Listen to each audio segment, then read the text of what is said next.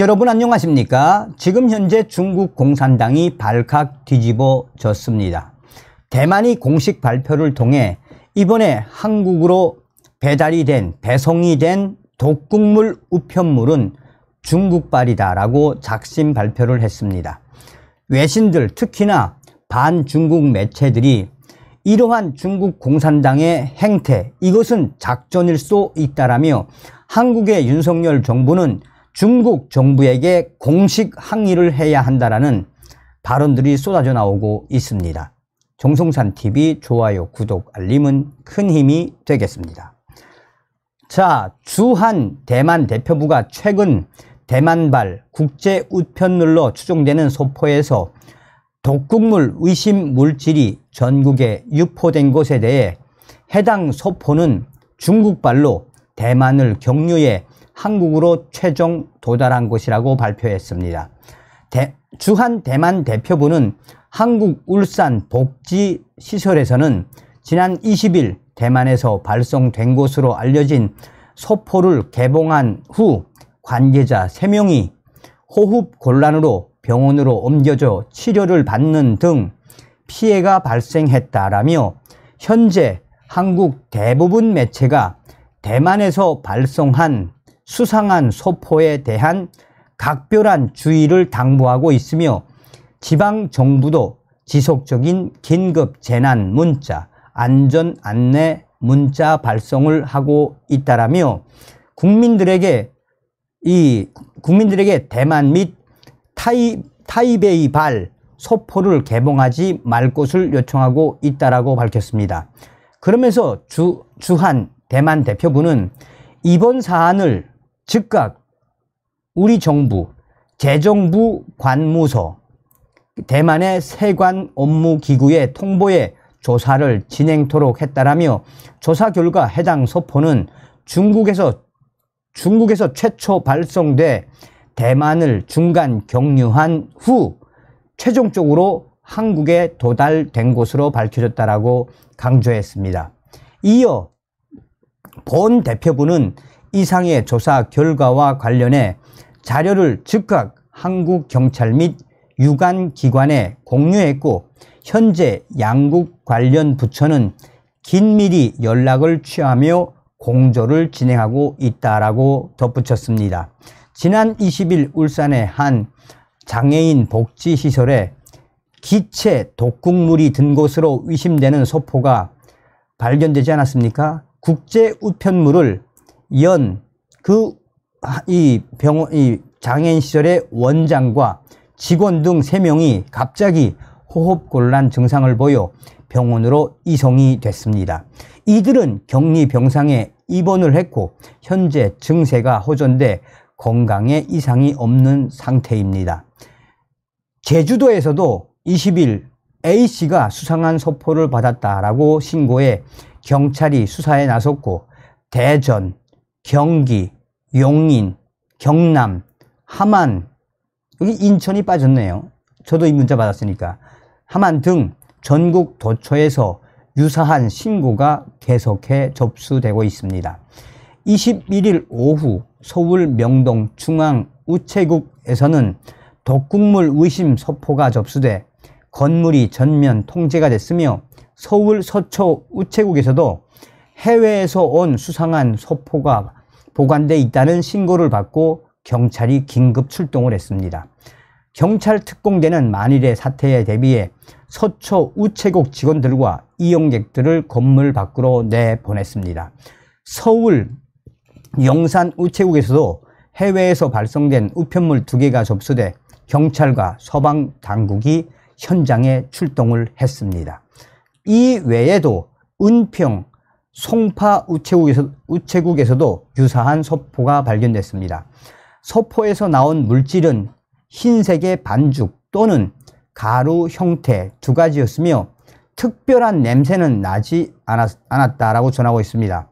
울산에서 이 물질에 피부를 접촉한 피해자는 손발 저림, 어지럼증 등을 호소했습니다. 다른 지역에서는 피해 사례가 접수된 게 없는 것으로 알려졌습니다. 지금 현재 이런 이 독극물 신고 사례만 전국에서 987건의 이 신고가 지금 잇따르고 있죠. 자, 반중 매체라고 할 수 있는 에포크 타임즈가 소상하게 전했습니다. 21일 울산소방본부와 울산광역시 동부경찰서에 따르면 이러한 이상한 독극물 소포가 배달돼서 소포를 개봉한 시설 관계자 3명이 어지럼증과 호흡 곤란을 호소하며 병원에 이송이 됐다라고 전하면서 대만 내 정부 경정서 국제형사과는 보도자료를 내고 20일 한국 울산 장애인 복지시설에서 접수한 문제의 국제 우편물은 중국에서 보낸 것이라고 강력하게 중국을 압박을 했습니다. 대만 내정부 경정서는 우리나라 경찰청에 해당하는 정부 부처입니다. 대만 경정서는 한국에서 독극물이 묻은 대만발 국제 우편물이 발견된 사례가 언론에 보도됐다라며 전날 울산에서 발생한 테러 의심 국제 우편물 배송 사건 경위를 상세하게 소개했습니다.